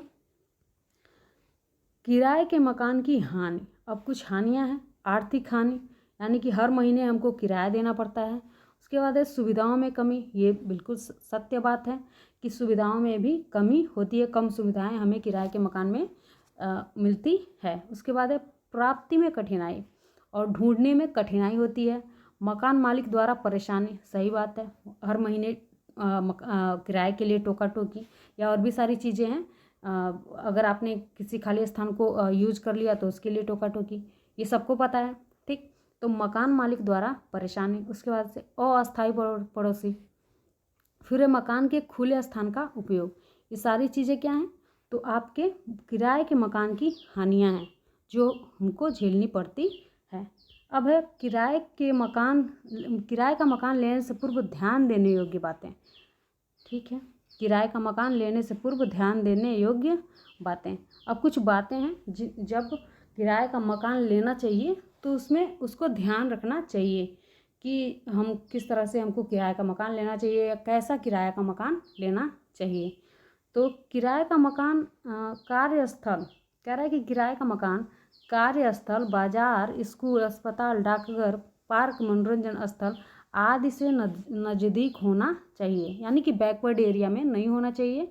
बिल्कुल जो भी हमारी सुख सुविधाओं की चीज़ें हैं वो हमको आसानी से अवेलेबल हो जाएं, उसके नज़दीक होनी चाहिए। वही कह रहा है कि स्वतंत्र मकान लेना चाहिए जिसमें मकान मालिक की टोका टोकी न हो। उसके बाद है किराए का मकान स्वस्थ कह रहा है कि किराए का मकान स्वस्थकर होना चाहिए जिसमें धूप, रोशनी, शुद्ध वायु का आवागमन होता रहे, यानी कि प्रॉपर वेंटिलेशन का कार्य होता रहे। ऐसा नहीं कि सीलन हो, बहुत ज़्यादा कचरा हो, इस तरह का घर नहीं लेना चाहिए। सीलन वाले मकान तो कभी लेने ही नहीं चाहिए। उसमें देखना चाहिए कि धूप प्रॉपर आ रही है कि नहीं, हवा आ रहा है कि नहीं, रोशनी है कि नहीं, इन सारी चीज़ों को ध्यान में रखना चाहिए। उसके बाद है अपनी आय एवं आर्थिक स्थिति के अनुरूप ही किराए का मकान लेना चाहिए, चयन करना चाहिए। ये नहीं कि हमारी आय है 10 रुपये और हमने 8 रुपये का मकान ही ले लिया। तो ये सारी चीज़ें ध्यान में रखनी चाहिए कि हमारी आय है तो उसके हिसाब से हमें किराए का मकान चूज़ करना चाहिए। ठीक, अब है खरीदा हुआ मकान। अब खरीदा हुआ मकान क्या होता है, तो ये भी सबको पता है कि जो बना बनाया खरीदा हुआ, जो पहले से रेडीमेड है, जो पहले से बनाया हुआ है, उसी मकान को खरीदना खरीदा हुआ मकान कहलाता है। कह रहे कि ज़मीन खरीद कर मकान बनवाने में बहुत पैसे खर्च होते हैं, लाखों रुपए लगते हैं, साथ ही श्रम एवं शक्ति अधिक लगती है। सही बात है, जब हम निजी मकान बनवाते हैं तो उसमें पैसे भी लगते हैं और समय भी लगता है, श्रम भी लगता है, ये सारी चीज़ें अधिक टाइम भी खर्च होता है और हमारी श्रम एवं शक्ति भी अधिक लगती है। कई तरह के पंगे मोल लेने पड़ते हैं। इन्हीं कारणों से छुटकारा पाने के लिए लोग बना बनाया मकान क्या करते हैं, खरीद लेते हैं। वर्तमान में कई बड़ी कंपनियां हैं, निजी संस्थाएं हैं, भवन व्यवसायिक हैं, जो बिल्डर्स हैं, आवास प्राधिकरण यानी कि हाउसिंग बोर्ड सुंदर सुंदर सभी सुख सुविधाओं से युक्त मकान बनाकर बेचने का कार्य कर रहे हैं। लेकिन फिर भी खरीदा हुआ मकान आपके आदर्श मकान की श्रेणी में नहीं आता, क्योंकि अभी बहुत सारे पॉइंट को आप लोग पढ़ोगे तो ये क्लियर हो जाएगा। ठीक है, तो यहाँ से भी आपका क्वेश्चन पूछा जा सकता है कि खरीदा हुआ मकान क्या होता है या खरीदे हुए मकान की कौन कौन सी हानियाँ होती हैं। ठीक, वही कह रहा है कि मकान खरीदने से पूर्व ध्यान देने योग्य बातें। तो जो मकान खरीदा जा रहा है उसके उत्तराधिकारी कौन कौन हैं, ये ध्यान में रखना चाहिए। मकान शहर, कस्बा, गांव के किस भाग में स्थित है, कहीं बैकवर्ड एरिया में तो स्थित नहीं, इसका भी पूर्ण रूप से ध्यान रखना जाना चाहिए। उसके बाद है मकान के आसपास गहरे गड्ढे, नाले, कारखाने, पशुशाला, कारखाना तो नहीं, अगर है तो ऐसी जगह पे मकान नहीं लेना चाहिए। जिस जगह पर मकान खरीदा जा रहा है उसका भविष्य क्या है, क्या वो वहाँ पे कुछ डेवलपमेंट हो रहा है कि नहीं हो रहा है। अगर नहीं हो रहा है तो ऐसी जगह पे लेना ही नहीं चाहिए। उसका फ्यूचर देखना चाहिए कि इस जगह का क्या फ्यूचर है। अगर आज ऐसे है तो आने वाले टाइम में यहाँ इसका फ्यूचर क्या होगा। ठीक, उसके बाद है मकान मजबूत, सुदृढ़ एवं आकर्षक है या नहीं, ये भी ध्यान में रखना चाहिए। हमारी आवश्यकताओं की पूर्ति करता है कि नहीं है। अब मकान लेने से पहले कुशल अभियंता यानी कि जो इंजीनियर्स होते हैं उनसे दिखा लेना चाहिए। ठीक, आगे है मकान खरीदे हुए मकान के लाभ। अब इनके कौन कौन से लाभ होते हैं, तो बना बनाया मकान खरीदने से समय एवं शक्ति की बचत होती है। सही बात है, जब मकान खरीदते हैं तो उसमें पैसा दो और मकान लो। ठीक, इसमें कोई ना शक्ति लगती है ना समय लगता है। ठीक है, तो इसमें समय शक्ति की बचत होती है। व्यक्ति अपनी आय एवं बजट के मुताबिक क्या करता है, तो मकान को खरीद सकता है। शारीरिक सुख एवं आराम मिलता है। धन की दृष्टि से मकान खरीदना एवं बेचना अच्छा व्यवसाय भी है और छुट्टियों का भरपूर आनंद लेते हैं, यानी कि हमको पूरा टाइम मिलता है। ठीक, ये भी समझ में आ गया होगा कि खरीदे हुए मकान के क्या लाभ हैं। तो बना बनाया मकान खरीदने से समय एवं शक्ति की बचत होती है। व्यक्ति अपनी आय एवं बजट के मुताबिक क्या कर सकता है, तो मकान खरीद सकता है। उसके बाद है शारीरिक सुख एवं आराम मिलता है। धन की दृष्टि से मकान खरीदना एवं बेचना एक अच्छा व्यवसाय है जो बिल्डर्स करते हैं। उसके बाद है छुट्टियों का भरपूर आनंद लेते हैं, यानी कि हमारे पास भरपूर टाइम होता उसके बाद है बने हुए मकान की हानि। अब इसमें देखो सारी आपको नेगेटिव चीज़ें मिलेंगी। मैं कह रहा है कि बना बनाया मकान का जीवन काल निजी मकान से कम होता है। सही बात है, निजी मकान से जो निजी मकान होते हैं वो फिक्स होते हैं, वो बिल्कुल मजबूत बनाए जाते हैं, हमारे आवश्यकताओं के अनुरूप होते हैं। उसी तरह कह रहा है कि बना बनाया मकान जीवन काल की दृष्टि से निजी मकान से कम होता है। जो उसका जीवन काल होता है वो निजी मकान से कम होता है। उसके बाद बना बनाया मकान परिवार की आवश्यकताओं की पूर्ति नहीं करता, वो हमारे हिसाब से नहीं होता है, वो मकान मालिक के हिसाब, जो बिल्डर्स होते हैं उनके हिसाब से, वो अपने हिसाब से मकान बनाते हैं और हमारी थोड़ी बहुत आवश्यकताएं उसमें आवश्यकताओं की पूर्ति होती है, सारी आवश्यकताओं की पूर्ति नहीं होती। कभी कभार तो बना बनाया मकान खरीद के लोग क्या करते हैं, जब आवश्यकताओं की पूर्ति नहीं होती तो उसको तुड़ा के फिर बनवाने का कार्य करते हैं। ठीक, बेचने की दृष्टि से जो मकान बनवाया जाता है उसमें प्राय निम्न कोटि की सामग्री उपयोग में लाई जाती है, तो इसका भी ध्यान रखना चाहिए कि ये सारी चीज़ें नहीं हो, मतलब ये सारी हानियाँ हैं जो आपको फेस करनी पड़ती है, वो उन लोगों को फेस करनी पड़ती है जो बना बनाया मकान खरीदते हैं। ठेकेदार अधिक लाभ कह रहा है कि ठेकेदार अधिक लाभ कमाने के चक्कर में कम सीमेंट का प्रयोग करते हैं, जिससे दीवारें क्या होती हैं तो कमज़ोर होती हैं, फर्श के टूटने एवं छत के टपकने तथा शीलन की संभावना लगी रहती है। ये हानियाँ किस में होती है, तो जो बने बनाए मकान होते हैं उनमें ये सब सारी हानियाँ फेस करनी पड़ती है। कह रहा है कि विभिन्न क्रियाओं हेतु कमरों का आयोजन। अब विभिन्न क्रियाओं हेतु कमरों का आयोजन किस तरह से होना चाहिए, किस तरह से प्लान करना चाहिए, वो सारी चीज़ें। तो देखो जनरली देखा जाए तो भवन में, घर में कुछ रूम्स होते हैं जिनका आयोजन हमको करना पड़ता है। किस तरह से वो होने चाहिए, उन सारी चीज़ों को हम लोग इस वीडियो में अब इस टॉपिक में डिस्कस करेंगे। ठीक है, ये कह रहा है कि भवन निर्माण करते समय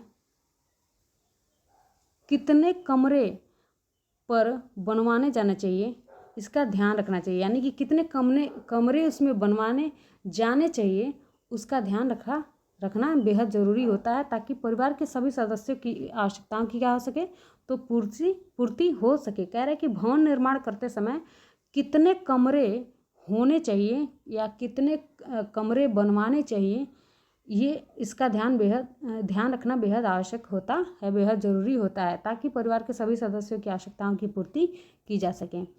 कह रहा है कि हम सभी को पता है कि कमरों की विभाजन की योजना एक पारिवारिक आवश्यकताओं पर निर्भर करती है। यानी कि जो भी पारिवारिक आवश्यकताएं होती हैं उसके हिसाब से हमें कमरों का विभाजन करना चाहिए, आयोजन करना चाहिए। वहीं कह रहा है कि साने का कहना है, जो साने विद्वान हैं, इनका कहना है कि भवन में मुख्य रूप से 3 कक्ष होते हैं। इनका मानना है कि भवन में 3 ही कक्ष होते हैं। अगर भवन में 3 कक्ष हैं तो वो एक आदर्श भवन की श्रेणी में आता है। इनके हिसाब से क्या है तो एक भोजन कक्ष रहना चाहिए, रहने का कक्ष रहना चाहिए और शयन कक्ष रहना चाहिए। ये किसके अनुसार, तो साने के अनुसार। साने ने क्या कहा है कि एक आदर्श घर में भोजन कक्ष का होना जरूरी है और लिविंग रूम का रहना और शयन कक्ष का होना जरूरी है। बस इतना रहेगा तो ये काम चल जाएगा। अब देखो शाह, काले एवं पातकी ने 4 रूम को बताया। कितने रूमों को बताया, तो 4 रूमों को बताया। जैसे रहने के क्षेत्र जिसको लिविंग एरियाज कहते हैं, सेवा क्षेत्र सर्विस एरियाज, उसके बाद है शयन क्षेत्र यानी कि स्लीपिंग एरियाज और अन्य क्षेत्र। और अन्य क्षेत्र में आपके बालकनी आ जाएगा, गलियारे आ जाएंगे, ठीक है, ये सारे वरामदे आ जाएंगे। तो ये शाह काले पातकी के अनुसार है। ठीक, अब आगे देख लेते हैं। जनरली देखा जाए, सामान्यतः देखा जाए तो एक आवास में निम्न कक्षों की आवश्यकता होती है, जैसे बैठक कक्ष, भोजन कक्ष, भंडार कक्ष, शयन कक्ष, रसोई घर, वरामदा, गैरेज, गलियारे एवं सीढ़ी। ये सारी क्या है तो एक सामान्य घर की आवश्यकता होती हैं। जैसे बैठक कक्ष में क्या, तो जो भी गेस्ट होते हैं उनके आवाभगत के लिए, उनके स्वागत के लिए ये बैठक कक्ष बनवाए जाते हैं। ठीक, इसमें ये कितने का होना चाहिए, तो आपको ये माइंड में रखना है तो कि कम से कम ये आपका 15 बाई 12 फीट का होना चाहिए। बैठक कक्ष कैसा होना चाहिए, तो 15 बाई 12 फीट का होना चाहिए। उसके बाद है भोजन कक्ष, डाइनिंग रूम, जहाँ पे हम भोजन करते हैं, ये कैसा होना चाहिए, इसका आकार कितना होना चाहिए, इसकी साइज़ कितनी होनी चाहिए, तो वो होना चाहिए 10 बाई 12 फीट का। भोजन कक्ष कितना कैसा होना चाहिए। अब देखो, आपको जब लिखना होगा इसके बारे में तो आप लोग इसके बारे में थोड़ा बहुत एक्सप्लेन करोगे, उसके बाद बताओगे कि इसका साइज इतना होना चाहिए, 10 बाई 12 फीट का भोजन कक्ष का होना चाहिए। भंडार कक्ष का कितना होना चाहिए। भंडार कक्ष किसे कहते हैं, तो स्टोर रूम को, जहाँ पे हम सारी चीज़ों को स्टोर करके रखते हैं, भोजन से संबंधित सामग्री को स्टोर करके रखते हैं। ठीक, ये आपका 5 बाई 6 का और 6 बाई 8 फीट का होना चाहिए, ये आदर्श माना जाता है। ये सारे जो साइज़ हैं ये आदर्श साइज़ हैं। ठीक है, ये कुशल इंजीनियरों के द्वारा दिए गए हैं। उसके बाद है शयन कक्ष। शयन कक्ष का मतलब क्या, बेडरूम, ये 10 बाई 14 फीट का होना चाहिए। उसके बाद है रसोई घर, किचन, सबको पता है किचन के बारे में, तो इसके बारे में आप लोग थोड़ा बहुत एक्सप्लेन करोगे कि रसोई घर क्या होता है। तो इसमें खाना बनता है, इसमें तरह तरह के भोजन बनाए जाते हैं, या रसोई घर आपका कितने प्रकार का होता है, इन सारी चीज़ों को। ठीक है, तो ये 9 बाई 12 फीट का होना चाहिए। उसके बाद है बरामदा, गैरेज, गलियारे, तो ये सब इसके हिसाब से सेट हो जाती हैं। ठीक, तो इन सब चीज़ों को ध्यान में रखना चाहिए। ये जब भी आयोजन करने जाएं घर का तो इन सारी चीज़ों को देखना चाहिए। ठीक, उसके बाद है आंतरिक सज्जा। अब आंतरिक सज्जा क्या है, या गृह सज्जा। देखो, आंतरिक सज्जा को ही गृह सज्जा कहा जाता है। बहुत बच्चों को बहुत सारा कन्फ्यूजन होता है कि होम डेकोरेशन होता क्या है। तो होम डेकोरेशन को आंतरिक सज्जा भी कहते हैं और गृह सज्जा भी कहते हैं। जनरली यही बच्चों को पता है, और ये थोड़ा सा कंफ्यूज कर देता है, तो इसमें कंफ्यूज नहीं होना है। आंतरिक सज्जा और गृह सज्जा दोनों सेम ही चीज़ें हैं। कह रहा है कि आंतरिक सज्जा घर के प्रत्येक चीज़ को सुंदर एवं सुविधापूर्ण बना देना, ताकि वह दर्शकों को अपनी ओर लुभा सके, आकर्षित कर सके, ही गृह सज्जा कहलाती है। गृह सज्जा क्या है, तो घर के प्रत्येक वस्तु को एक इस तरह से सेट करना, इस तरह से सुविधापूर्ण बना देना, ताकि वह क्या जो भी देखने वाले लोग हैं, जो भी घर में प्रवेश करें तो देखते ही क्या हो जाए, आकर्षित हो जाए। ठीक है, वो क्या कर सके, वो लोग उनको लुभा सके, आकर्षित कर सके, इस तरह गृह सज्जा होती है। तो ये क्या कहलाता है, गृह सज्जा कहलाता है। गृह सज्जा क्या है, तो घर के प्रत्येक चीज़ को सुंदर सुविधापूर्ण बना देना, ताकि वह दर्शकों को अपनी ओर लुभा सके, आकर्षित कर सके, ये क्या कहलाता है, तो गृह सज्जा कहलाता है। अब गृह सज्जा का अर्थ क्या होता है, तो सामान्य बोलचाल की भाषा में देखें, तो घर को संवारने की कला को ही क्या कहा जाता है, गृह सज्जा या आंतरिक सज्जा कहा जाता है। सामान्यतः अगर देखा जाए, जनरली देखा जाए, तो घर को सजाने या संवारने की कला को क्या कहते हैं, तो गृह सज्जा या आंतरिक सज्जा कहा जाता है। ये बहुत ही नैरो मीनिंग कह सकते हैं, नैरो मीनिंग एक छोटा सा अर्थ है। विस्तृत अर्थों में देखा जाए तो गृह सज्जा घर को सुंदर, मनोहरी, आकर्षक एवं सुविधापूर्ण बनाने वाली सभी कला एवं सिद्धांतों का सम्मिश्रण है। क्या है, तो गृह सज्जा घर को सुंदर, मनोहरी, आकर्षक एवं सुविधापूर्ण बनाने वाली सभी कलाओं एवं सिद्धांतों का सम्मिश्रण है। ठीक है, जिसको गृह सज्जा कहा जाता है। अब कह रहा है कि दूसरे शब्दों में, तो घर को आवश्यक उपकरण युक्त करना, क्रियाशीलता बढ़ाना तथा सुविधापूर्ण बनाना ही क्या कहलाता है, तो आपका गृह सज्जा कहलाता है। ठीक है, ये थोड़ा सा छोटा सा मीनिंग था ये, और ये ब्रॉड लेवल पे, ठीक है, ये ब्रॉड लेवल पे, तो इसको आप लोग ध्यान में रखोगे कि गृह सज्जा किसे कहते हैं। तो गृह सज्जा किसे कहते हैं, तो सामान्य बोलचाल की भाषा में देखें तो घर को सजाने और संवारने की कला को ही क्या कहते हैं, तो आंतरिक सज्जा या गृह सज्जा कहते हैं। अब है गृह सज्जा के उद्देश्य, क्यों गृह सज्जा करते हैं, क्या उद्देश्य हैं, उसको जान लेते हैं। तो कह रहे हैं कि सजावट का उद्देश्य केवल घर को सुंदरता प्रदान करना ही नहीं, बल्कि घर के अंदर की अस्त व्यस्त जो भी वस्तुएं होती हैं। अब ऐसा नहीं कि गृह सज्जा का मतलब हम फूल पत्तियों से घर को क्या किए, सजा दिए, नहीं। चीज़ें जो भी हैं उनको व्यवस्थित रखना, चीज़ें जो भी घर में बिखरी पड़ी हैं उनको व्यवस्थित करना ही क्या है, साफ सफाई ही रखना क्या है, तो गृह सज्जा है। ऐसा नहीं कि पूरा घर में कूड़ा भर दिए और फूल पत्तियों से लाके घर को लाइट से या जो भी मोमबत्तियाँ उनसे सजा दिए, नहीं। तो उस तरह से घर अच्छा नहीं दिखता है। गृह सज्जा का अर्थ होता है घर की साफ सफाई, प्रॉपर जगह पे जो वस्तु रहने चाहिए वहाँ पे वो रहे, ये जो भी अस्त व्यस्त चीज़ें हैं उनको उनके प्रॉपर स्थान पे रखें, ताकि वो ऐसे ही चीज़ें अगर साफ़ रहती हैं तो वो ऐसे ही अट्रैक्टिव होती हैं। तो वहीं कह रहा है कि सजावट का उद्देश्य केवल घर को सुंदरता प्रदान करना ही नहीं, बल्कि घर के अंदर की अस्त व्यस्त वस्तुओं को इस प्रकार से क्रमबद्ध करके व्यवस्थित कर रूप देना ताकि इनमें एकाग्रता के साथ साथ अनुपात, संतुलन एवं समानता का भाव प्रकट हो। इसके उद्देश्य निम्नलिखित हैं। इसके कुछ उद्देश्य हैं, ठीक है। ये सारे जब भाव प्रकट होते हैं तो उसी को गृह सज्जा का उद्देश्य कहा जाता है, ठीक। तो कह रहा है कि सुंदरता, गृह सज्जा क्यों करते हैं, तो ताकि हमारा घर जो है वो सुंदर दिखे। अभिव्यंजना, एक्सप्रेसिवनेस, उसके बाद है उपयोगिता, उसके बाद है मौलिकता। ये कैसी होनी चाहिए, तो मौलिकता होनी चाहिए, ओरिजिनलिटी होनी चाहिए। ओरिजिनल होगा, दिखावा नहीं होगा, ओरिजिनल होगा तो चीज़ें क्या होंगी, वो एक्सप्रेस करेंगी, वो अपने आप चीज़ों को लोगों को आकर्षित करेंगी। विविधता होनी चाहिए, उसके बाद से मौलिकता यानी कि ओरिजिनलिटी होनी चाहिए। उसके बाद है मितव्ययिता, यानी कि हमारे आय के अकॉर्डिंग होना चाहिए, हमारे आय के अकॉर्डिंग होना चाहिए। क्या होना चाहिए, इसका उद्देश्य क्या है, तो सुंदरता उद्देश्य है, अभिव्यंजना, उपयोगिता, विविधता, मौलिकता, मितव्ययिता। मितव्ययिता का अर्थ क्या होता है, तो हमारे आय के अकॉर्डिंग होना चाहिए, आय के अकॉर्डिंग होना चाहिए। आगे है गृह व्यवस्था एवं सजावट की शैलियाँ। गृह व्यवस्था एवं सजावट की शैलियाँ, तो सबको पता है, आप लोगों ने फर्स्ट ईयर में ये पढ़ा हुआ है कि गृह व्यवस्था एवं सजावट की कौन कौन सी शैलियाँ होती हैं। हाँ, नहीं, आप लोगों ने नहीं पढ़ा होगा क्योंकि ये फर्स्ट ईयर आपका जो एनुअल वाला जो सेशन चलता था, अभी सेमेस्टर वाले में ये अभी जुड़ा है। एनुअल वाला जो आपका क्लास अभी जो समाप्त होने वाला है पैटर्न, उसमें था, उसमें फर्स्ट ईयर में था, ठीक है। नहीं पढ़े हैं तो कोई दिक्कत नहीं है, ये पढ़े हैं तो आपको आपका रिवीजन हो जाएगा, और नहीं पढ़े हैं तो आपको अच्छे से ये समझ में आ जाएगा, ठीक है। तो कह रहा है कि गृह व्यवस्था एवं सजावट की शैलियाँ, तो इसमें पहली शैली है पारंपरिक शैली या भारतीय शैली, और उसके बाद है पाश्चात्य शैली या विदेशी शैली।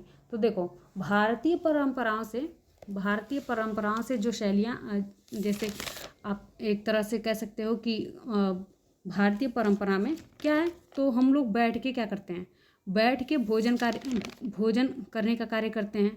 उसी तरह आपका विदेशी शैली में क्या है, तो भोजन जमीन पे बैठ के नहीं, डाइनिंग टेबल पे करते हैं। तो ये सब क्या है, तो पारंपरिक शैली आपका क्या है, पारंपरिक शैली में मतलब जो भी भारतीय परंपराओं से हमें प्राप्त होती है, जो हमारे पूर्वज जो नियम जिस तरह से क्रिएट किए हैं, जैसे ज़मीन पे बैठ के भोजन करना, ठीक है, लोगों को भोजन परोसना। आपके विदेशी शैली में ऐसा नहीं होता, बेंच आपका डाइनिंग टेबल पे चीज़ें लगा दी जाती हैं, वो खुद निकाल के खाते हैं, आपस में कोई एक भावनात्मक संबंध भी नहीं होता, लेकिन भारतीय शैली में भावनात्मक संबंध होते हैं, ठीक है। जैसे यहाँ पे कह सकते हैं कि गृह सज्जा की वह शैली जो हमें भारतीय परंपराओं से प्राप्त होती है, गृह सज्जा की वह शैली जो हमें भारतीय परंपराओं से प्राप्त होती है, उसे परंपरागत शैली कहा जाता है। जैसे भोजन जमीन पर बैठकर करना, भोजन को थाली प्लेट में लगाना, ठीक है, कटोरी में सजाकर प्रेम पूर्वक परोसना, पोछा लगाना, बैठकर खाना बनाना आदि, ये सब क्या है, तो आपके पारंपरिक शैली के एग्जाम्पल्स हैं। अब पाश्चात्य शैली क्या है, तो पाश्चात्य शैली गृह सज्जा की वह शैली है जो हमें विदेशों से यानी कि पाश्चात्य देशों से प्रभावित होती है, उसे पाश्चात्य शैली कहते हैं। जैसे डाइनिंग टेबल पर खाना खाना, खड़े होकर खाना बनाना, ये सब क्या है, तो पाश्चात्य शैली की विशेषताएं हैं, जिसमें खड़े होकर खाना खाया जाता है, खड़े होकर खाना बनाया जाता है, ठीक। इसमें कोई भावनात्मक संबंध नहीं होता, लोग अपने हाथ से खाना टेबल पे मेज पे एक तरह से सजा के रख दिया जाता है, और लोग अपने अपने हाथ से निकाल के खाने का कार्य करते हैं। तो ये समझ में आ गया होगा। उसके बाद है अब कला। कला क्या होता है, कला किसे कहते हैं, कला क्या होता है, तो मानव के भाव की सहज अभिव्यक्ति का नाम ही कला है। कला का मतलब क्या, काला यहाँ पे दिया है, इसको तुम लोग बना लेना, कला है, ये क्या है, तो कला है, आर्ट है। कला का मतलब क्या, तो मानव की सहज अभिव्यक्ति यानी कि आपके अंदर जो भी कला है उसको आप लोग आसानी से बिल्कुल बेझिझक दूसरों के सामने रख देते हो, तो उसी को क्या कहते हैं? कला कहते हैं। जो भी आपके अंदर टैलेंट है, जो भी आपके अंदर गुण है, उसकी सहज अभिव्यक्ति यानी कि आसानी से आप एक्सप्रेस कर पाएँ, वही क्या है? तो कला है। उसी का नाम क्या है? कला है। सामान्यतः कहा जा सकता है कि किसी की दक्षता का उपयोग सुंदर एवं आकर्षक उत्पन्न करने के लिए किया जाए तो वह कला कहलाता है। ठीक है, वह क्या कहलाता है? तो कला कहलाता है। कला क्या कहलाता है? तो किसी की दक्षता का उपयोग सुंदर एवं आकर्षक उत्पन्न करने के लिए किया जाए तो वह कला कहलाती है, या मानव के भावों की सहज अभिव्यक्ति ही का नाम ही क्या है? तो कला है। कला समझ में आ गया होगा। कला के सिद्धांत देखो, यहाँ से क्वेश्चन आपके पूछे जा सकते हैं कि कला के कौन कौन से तत्व हैं या कला के कौन कौन से सिद्धांत हैं। तो कला के तत्व आपके 7 हैं। कला के तत्व कितने हैं? तो 7 हैं। और कला के सिद्धांत आपके कितने हैं? तो 5 हैं। यहाँ से आपका अगर मिड टर्म में क्वेश्चन नहीं पूछता है तो 100% मैं श्योर हूँ कि आपके एंड टर्म में यानी कि जो ऑब्जेक्टिव टाइप क्वेश्चन पूछे जाते हैं वहाँ पे यहाँ से क्वेश्चन पूछे ही जाएंगे। तो इन सारे देखो, इसमें कन्फ्यूजन थोड़ा रहता है कि कला के तत्वों को कई बार बच्चे क्या करते हैं तो सिद्धांत और तत्व दोनों को एक ही में मिक्स कर देते हैं। तो नहीं, आपको इन दोनों को अच्छे से याद करना है और अलग अलग करके याद करना है। ठीक, तो आप इसको अच्छे से याद कर लोगे। कला के प्रमुख तत्व 7 होते हैं और सिद्धांत कितने होते हैं? तो 5 होते हैं। अब कला के तत्वों में क्या आता है? तो रेखा आता है। ठीक है, कला के तत्वों में रेखा है, उसके बाद है आकार है। रेखा किसे कहते हैं? तो दो बिंदुओं के मध्य यानी कि 2 बिंदुओं के मध्य जैसे कह सकते हैं। रेखा क्या है? रेखा किसे कहते हैं?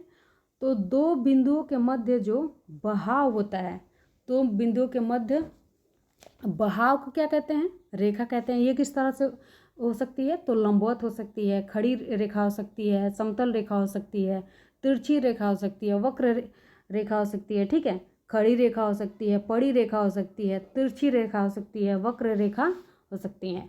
ठीक है, तो रेखा आप लोग को समझ में आ गया कि 2 बिंदुओं के मध्य के बहाव को ही क्या कहते हैं? रेखा कहते हैं। ये खड़ी रेखा हो सकती है, लंबवत हो सकती है। ठीक है, फिर आपकी तिरछी हो सकती है, सपाट हो सकती है, तिरछी हो सकती है, वक्र रेखा हो सकती है। उसके बाद है आकार। आकार किसे कहते हैं? तो आकार का निर्माण रेखाओं के आपसी संयोजन से होता है। जैसे मान लो एक खड़ी रेखा, एक पड़ी रेखा, फिर एक खड़ी रेखा, फिर एक पड़ी रेखा के मिलने से आकार बन गया। ये क्या है? तो ये स्ट्रक्चर है, आकार है। किसका आकार है? तो ये आपका आयत है। आयत कह सकते हो या वर्ग कह सकते हो। आयत में क्या होती हैं? तो आमने सामने की भुजाएं बराबर होती हैं और वर्ग में चारों भुजाएं बराबर होती हैं। तो हम लोग एग्जाम्पल के रूप में ले सकते हैं कि आकार क्या है? तो आकार का निर्माण रेखाओं के आपसी संयोजन से होता है। यह क्या हो सकता है? तो वर्गाकार हो सकता है, आयतकार हो सकता है, त्रिभुजाकार हो सकता है। ठीक, उसके बाद से वृत्ताकार हो सकता है, फिर से पंचम भुजाकार हो सकता है, षष्ठ भुजाकार हो सकता है। ये सब क्या है? तो आकार के कुछ एग्जाम्पल्स हैं। ठीक है, आप लोगों को चीज़ें समझ में आ रही होंगी, आई होप। उसके बाद है नमूना। नमूना किसे कहते हैं? तो नमूना एक तरह से डिज़ाइन को क्या कहते हैं? तो नमूना कहते हैं। जैसे रेखाओं और आकारों के कह सकते हैं कि रेखाओं से निर्मित होते हैं, आकारों से निर्मित होते हैं। ठीक है, रेखाओं, आकारों और रंगों का एक बनावटों और रंगों का क्या है? तो अनोखा सम्मिश्रण है जिसको नमूना कहते हैं। नमूना किसे कहते हैं? तो रेखा, आकार, बनावट, इन सब का क्या है? तो मिश्रण है, सम्मिश्रण है, जिसको नमूना कह सकते हैं। ये नमूने कितने तरह के होते हैं? तो ये नमूने 2 तरह के होते हैं, 3 तरह के होते हैं। कितने तरह के होते हैं? तो एक धार्मिक नमूने होते हैं। कौन से नमूने होते हो? तो धार्मिक नमूने होते हैं। उसके बाद से ज्यामितीय नमूने होते हैं। उसके बाद है मिश्रित नमूने। ठीक है, धार्मिक नमूने में कौन से आ जाएंगे? तो जैसे आपके सीताहरण। ठीक है, सीताहरण क्या है? तो ये धार्मिक नमूने के अंतर्गत आ जाएगा। सीताहरण का चित्र या राम का चित्र या कह सकते हैं कि जो भी हैं, मतलब जो भी धार्मिक चीज़ें हैं वो धार्मिक नमूने के अंतर्गत आ जाती हैं।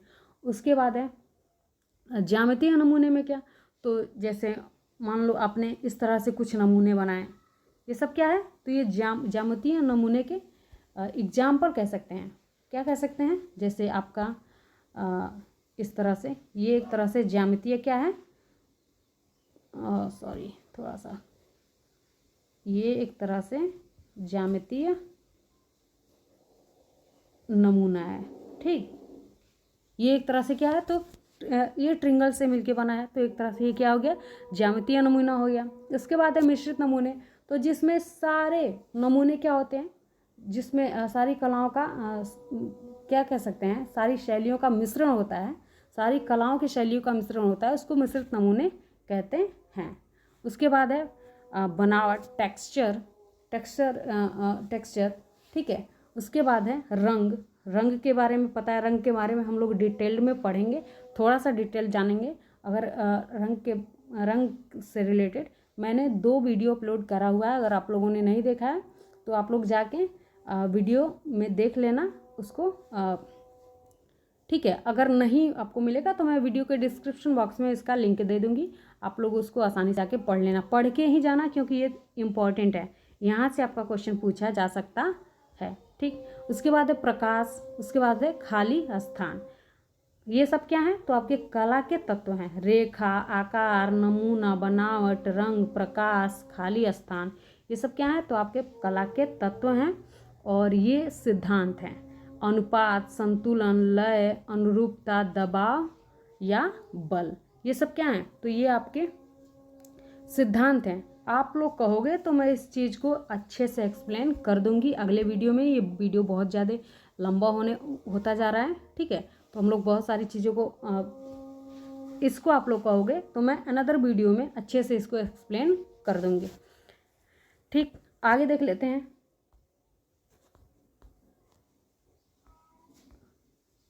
चलो यही हमारा लास्ट है, ठीक है, तो इसको जान लेते हैं कि अनुपात किसे कहते हैं। तो देखो, कला के सिद्धांतों में अनुपात का होना बेहद ज़रूरी होता है, यानी कि बैलेंस का होना ज़रूरी होता है। क्या होता है, बैलेंस का होना ज़रूरी होता है। जैसे मान लो आपने ये सजावट कर दी, ठीक, आपने सजावट कर दी, तो ये एक अनुपात में है, ये क्या है, एक अनुपात में है। अब जैसे आप सजावट कर रहे हो, आपको एक अनुपात में चीज़ों को ले जानी है, आपने थोड़ा सा ऐसे कर दिया, तो ऐसे मतलब बिगड़ी हुई चीज़ें क्या होती हैं, वो अनुपात में प्रोपोर्शन वो नहीं कहलाती हैं।